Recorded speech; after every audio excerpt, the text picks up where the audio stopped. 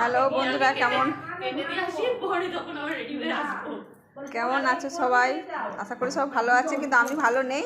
আমাদের সরস্বতীর পুজোর জন্য আয়োজন করা হয়েছে খিচুড়ি, তাই সবজি কাটতে একজন এসছে মাত্র, আর আমি এসেছি।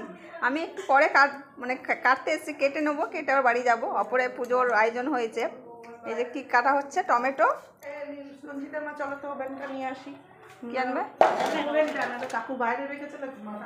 তোরা ওভেন ভাড়া নিয়েছ?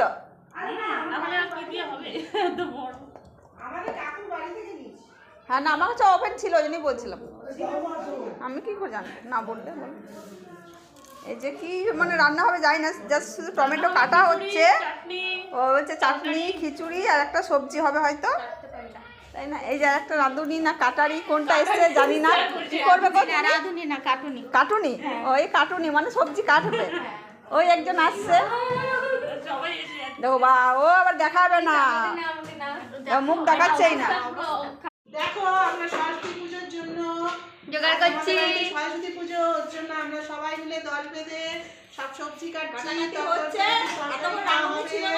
রাঁধুনি এসে গেছে।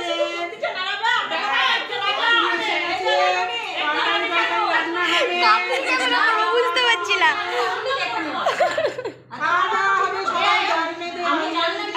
আন্টি তো মনে হচ্ছে কবিতা বলছে।